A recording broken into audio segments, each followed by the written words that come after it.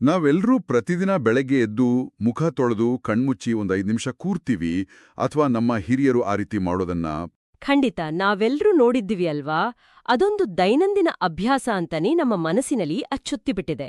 ಹೌದು, ಕೇವಲ ಒಂದು ಯಾಂತ್ರಿಕ ಅಭ್ಯಾಸ. ಆದ್ರೆ ಆ 5 ನಿಮಿಷದ ಆಚರಣೆಯಲ್ಲಿ ಕೇವಲ ಒಂದು ಮಂತ್ರ ಪಠಿಸುವಾಗ ಇಡೀ ಬ್ರಹ್ಮಾಂಡದ ಅತ್ಯಂತ ಉಗ್ರವಾದ ಅಂದ್ರೆ ಅತ್ಯಂತ ಭಯಂಕರವಾದ ಶಕ್ತಿಯೊಂದನ್ನ ನಮ್ಮೊಳಗೆ ಎಚ್ಚರಿಸುವ ಪ್ರಯತ್ನ ನಡೀತಾ ಇದೆ ಅಂದ್ರೆ ನಂಬೋಕ್ ಸಾಧ್ಯನಾ? ಮೇಲ್ನೋಟಕ್ಕೆ ಇದು ಅಸಾಧ್ಯ ಅಥವಾ ಸ್ವಲ್ಪ ಉತ್ಪ್ರೇಕ್ಷೆ ಅಂತ ಅನಿಸಬಹುದು. ಯಾಕಂದ್ರೆ ನಾವು ನೋಡುವ ಆಚರಣೆಗಳು ಅತ್ಯಂತ ಶಾಂತವಾಗಿರುತ್ತೆ. ಹೌದು. ಆದ್ರೆ ನಮ್ಮ ಪ್ರಾಚೀನ ಆಚರಣೆಗಳ ಒಳಹೊಕ್ಕು ನೋಡಿದಾಗ ಪ್ರತಿಯೊಂದು ಮಂತ್ರದ ಹಿಂದೆಯೂ ಒಂದು ಅಗ್ನಿಪರ್ವತದಂತಹ ಶಕ್ತಿ ಅಡಗಿರೋದು ನಮಗೆ ಗೋಚರಿಸುತ್ತೆ. ಈ ಸತ್ಯವನ್ನ ಅರಿಯುವುದೇ ನಿಜವಾದ ಜ್ಞಾನ. ಎಕ್ಸಾಕ್ಟ್ಲಿ. ಆ ಸತ್ಯದ ಅಂದ್ರೆ ಆ ಜ್ಞಾನದ ಹುಡುಕಾಟವೇ ಇಂದಿನ ನಮ್ಮ ಈ ಆಳವಾದ ವಿಶ್ಲೇಷಣೆಯ ಗುರಿ. ಹೌದು.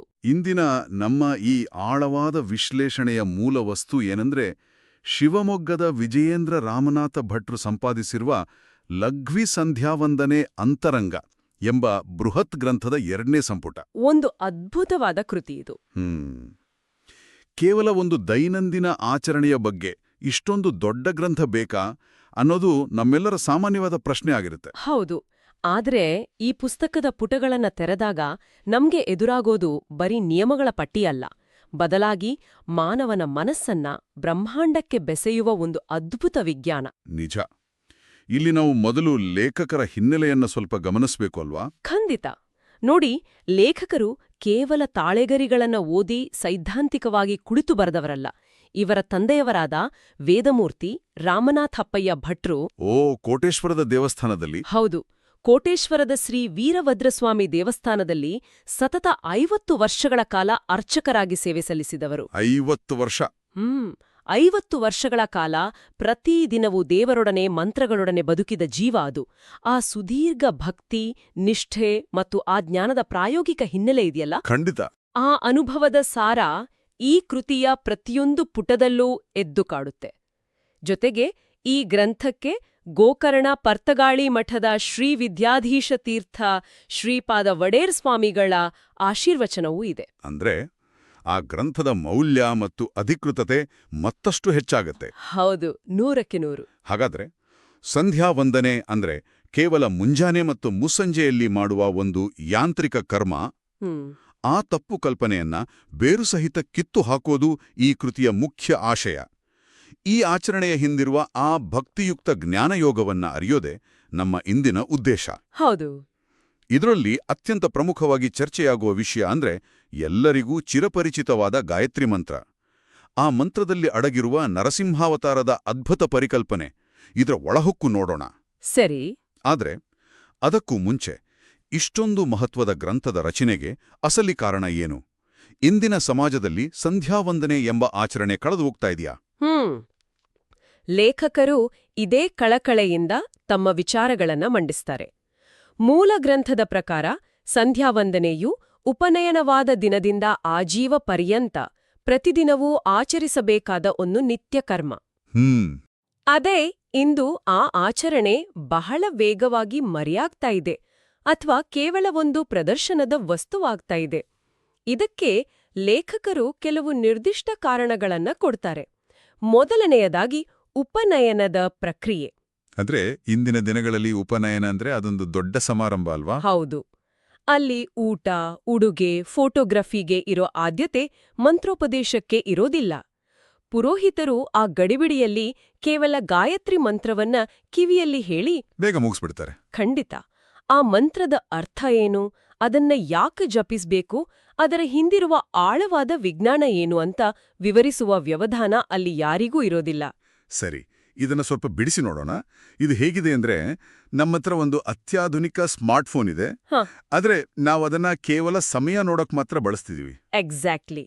ಸಂಧ್ಯಾವಂದನೆ ಎಂಬ ಇಷ್ಟೊಂದು ಶಕ್ತಿಯುತವಾದ ಆಂತರಿಕ ತಂತ್ರಜ್ಞಾನ ನಂಬಳಿ ಇದ್ರೂ ನಾವದರ ಪಾಸ್ವರ್ಡ್ ಮರ್ತೋಗಿದೀವಿ ಅಲ್ವಾ? ಅತ್ಯಂತ ನಿಖರವಾದ ಹೋಲಿಕೆ. 2ನೇ ಕಾರಣ ಏನಂದ್ರೆ ಇಂದಿನ ನಮ್ಮ ಧಾವಂತದ ಬದುಕು. ಮುಂಜಾನೆ ಎದ್ದ ತಕ್ಷಣ ಗಡಿಯಾರದ ಮುಳ್ಳಿನೊಡನೆ ನಮ್ಮ ಓಟ ಶುರುವಾಗುತ್ತೆ. ಹೌದು, ಆ ಗಡಿಬಿಡಿಯಲ್ಲಿ ಊಟ ತಿಂಡಿ ಮುಗಿಸಿ ಕಚೇರಿಗೆ ಓಡುವ ಅವಸರದಲ್ಲಿ ಇದಕ್ಕೆಲ್ಲ ಎಲ್ಲಿದೆ ಸಮಯ ಅನ್ನೋ ಮನಸ್ಥಿತಿ ಜನರಲ್ಲಿ ಆಳವಾಗಿ ಬೇರೂರಿದೆ. ಮೂರನೆಯದಾಗಿ ಪಾಠಭೇದಗಳ ಗೊಂದಲ. ಅಂದ್ರೆ ಬೇರೆ ಬೇರೆ ಪ್ರಾಂತ್ಯಗಳಲ್ಲಿ ಆಚರಣೆಯ ವಿಧಾನಗಳು ಸ್ವಲ್ಪ ಭಿನ್ನವಾಗಿರ್ತವೆ. ಅಂದ್ರೆ ನಾವು ಮಾಡೋದು ಸರಿಯೋ ತಪ್ಪೋ ಅನ್ನೋ ಭಯ. ಹೌದು, ಅದೇ ಭಯದಿಂದ ಆಚರಣೆಯಿಂದಲೇ ವಿಮುಖರಾಗುವಂತೆ ಮಾಡಿದೆ.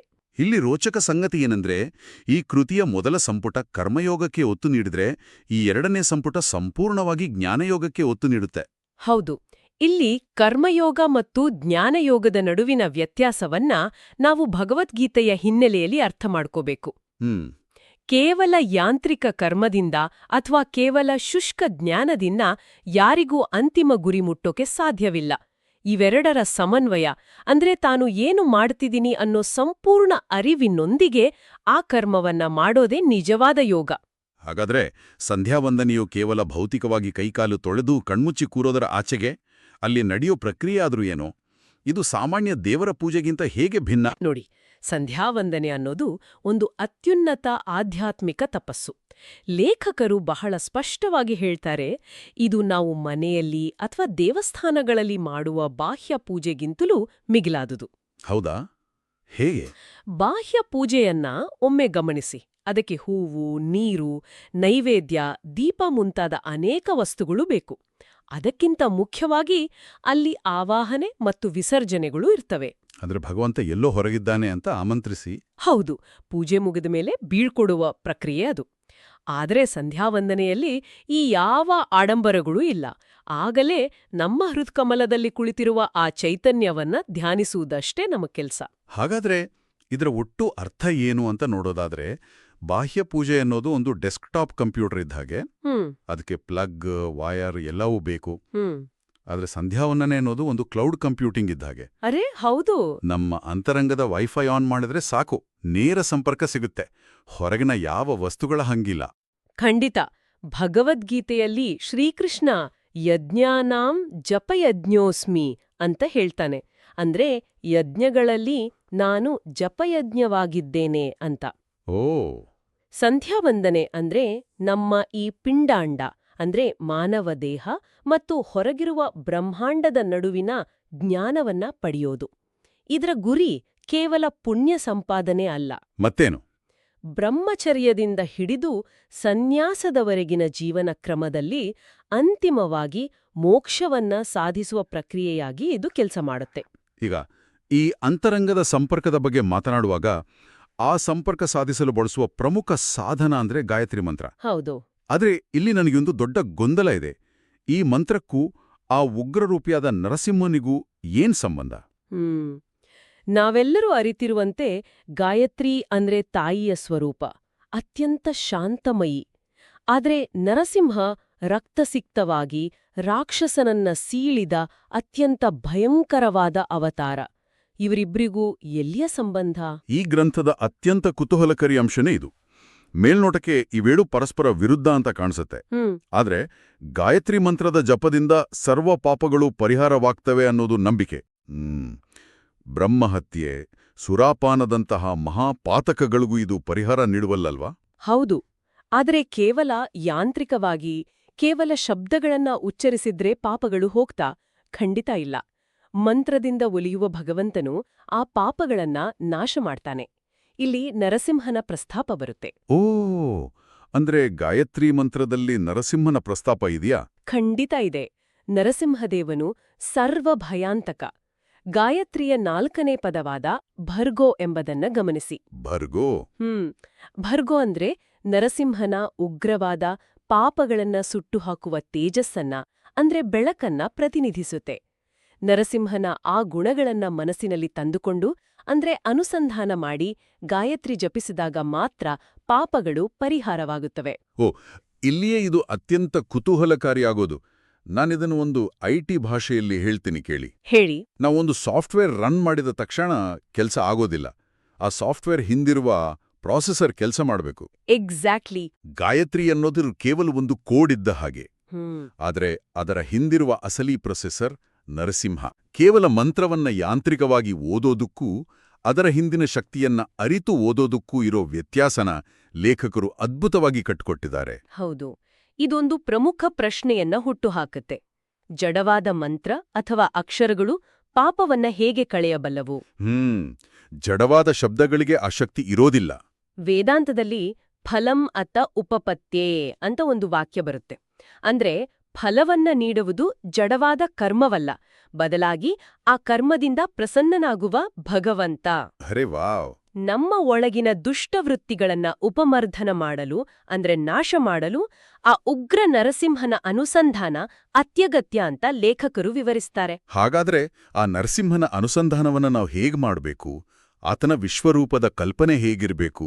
ಯಾಕಂದ್ರೆ ಹಿರಣ್ಯಕಶಿಪುವಿನ ಕಥೆ ನಮ್ಗೆಲ್ಲ ಗೊತ್ತಿದೆ. ಹೌದು. ಪುರಾಣದ ಕಥೆಗಳ ಮೂಲಕ ನಾವು ನರಸಿಂಹನ ಗುಣಗಳನ್ನ ಧ್ಯಾನಿಸಬೇಕು. ಹಿರಣ್ಯಕಶಿಪು ಪಡೆದ ವರಗಳನ್ನ ಒಂದು ನೆನಪಿಸ್ಕೊಳ್ಳಿ. ಮನುಷ್ಯನಿಂದಾಗಲಿ ಪ್ರಾಣಿಯಿಂದಾಗಲಿ ಸಾವು ಬರಬಾರದು. ಈ ವರಗಳೆಲ್ಲವೂ ಆತನ ವಿಪರೀತ ಅಹಂಕಾರದ ಸಂಕೇತ. ಅಂದ್ರೆ ಆ ವರಗಳು ಒಂದು ಭೇದಿಸಲಾಗದ ಹ್ಯಾಕರ್ ಪ್ರೂಫ್ ಸಿಸ್ಟಮ್ ಇದ್ಹಾಗೆ. ಖಂಡಿತ. ಆದ್ರೆ ನರಸಿಂಹನು ಆ ಎಲ್ಲ ನಿಯಮಗಳನ್ನು ಮೀರಿ ಸ್ತಂಭದಿಂದ ಅಂದ್ರೆ ಕಂಬದಿಂದ ಪ್ರತ್ಯಕ್ಷನಾಗ್ತಾನೆ. ಮನುಷ್ಯನೂ ಅಲ್ಲದ ಪ್ರಾಣಿಯೂ ಅಲ್ಲದ ರೂಪದಲ್ಲಿ ಹೊಸ್ತಿಲ ಮೇಲೆ ಸಂಜೆಯ ಹೊತ್ತಿನಲ್ಲಿ ತನ್ನ ಉಗುರಿನಿಂದಲೇ ಸಂಹಾರ ಮಾಡ್ತಾನೆ. ಇದು ಆತನ ಸರ್ವಾಂತರ್ಯಾಮಿತ್ವವನ್ನ ತೋರಿಸುತ್ತೆ. ನಿಜಕ್ಕೂ ಆ ನರಸಿಂಹನ ಅವತಾರ ಅನ್ನೋದು ಈ ಬ್ರಹ್ಮಾಂಡದ ಅತಿದೊಡ್ಡ ಪ್ಯಾರಾಡಾಕ್ಸ್ ಇದ್ಹಾಗೆ, ಅಡ್ವಾನ್ಸ್ಡ್ ಆಂಟಿವೈರಸ್ ಇದ್ಹಾಗೆ. ಹೌದು. ಶತ್ರುವಿಗೆ ಆತ ಅತ್ಯಂತ ಭಯಂಕರ, ಆದ್ರೆ ಭಕ್ತನಿಗೆ ಆತ ಅತ್ಯಂತ ಮೃದು ಮತ್ತು ರಕ್ಷಕ. ಅವನು ಕೇವಲ ಉಗ್ರನಲ್ಲ, ಗುಹೆಗಳಲ್ಲಿ ಅಡಗಿರುವ ಸಾಧು ಪ್ರಾಣಿಗಳಿಗೆ ರಕ್ಷಣೆ ನೀಡುವವನು ಆತನೇ. ಸಮುದ್ರದೊಳಗಿನ ಬಡಭಾಗ್ನಿಯಾಗಿರುವವನು, ರುದ್ರದೇವರ ಅಂತರ್ಯಾಮಿಯಾಗಿರುವವನು ಅವನೇ. ಆದರೆ ಅದೇ ನರಸಿಂಹ ತನ್ನ ಭಕ್ತನಾದ ಪ್ರಹ್ಲಾದನ ಮಾತನ್ನ ಸತ್ಯವಾಗಿಸಲು ಆ ನಿರ್ಜೀವ ಕಂಬದಿಂದ ಬಂದ. ಅದ್ಭುತ ಕಲ್ಪನೆ ಇದು. ಲೇಖಕರು ಆ ಭರ್ಗೋ ಶಬ್ದವನ್ನ ನರಸಿಂಹನಿಗೆ ಅನ್ವಯಿಸ್ತಾ ಆತನ ದೃಷ್ಟಿ ಅಂದ್ರೆ ಕಟಾಕ್ಷ ಭಕ್ತರ ಪಾಲಿಗೆ ಹೇಗೆ ಕಾಮಧೇನು ಆಗಿದೆ ಅಂತ ಒಗ್ಗೂಡಿಸಿ ಹೇಳ್ತಾರೆ. ಆತ ಅಜ್ಞಾನ ಎಂಬ ಕತ್ತಲೆಗೆ ಸೂರ್ಯನಿದ್ದಂತೆ. ಒಟ್ಟಾರೆಯಾಗಿ ಹೇಳೋದಾದ್ರೆ ಲೇಖಕ ವಿಜಯೇಂದ್ರ ರಾಮನಾಥ ಭಟ್ಟರ ಈ ಕೃತಿಯು ಸಂಧ್ಯಾವಂದನೆಯನ್ನ ಕೇವಲ ಒಂದು ಯಾಂತ್ರಿಕ ಆಚರಣೆಯ ಮಟ್ಟದಿಂದ ಮೇಲೆತ್ತಿದೆ. ಹೌದು, ಮೇಲೆತ್ತಿ ಗಾಯತ್ರಿ ಮಂತ್ರದೊಳಗೆ ಅಡಗಿರುವ ನರಸಿಂಹನ ರಕ್ಷಣಾತ್ಮಕ ಶಕ್ತಿಯನ್ನ ಅರಿಯುವ ಒಂದು ಅದ್ಭುತ ಜ್ಞಾನಮಾರ್ಗವಾಗಿ ಪರಿಚಯಿಸಿದೆ. ಖಂಡಿತವಾಗಿಯೂ. ನಾವೆಲ್ಲರೂ ಯೋಚಿಸಬೇಕಾದ ಒಂದು ಅಂತಿಮ ವಿಷಯವಿದೆ.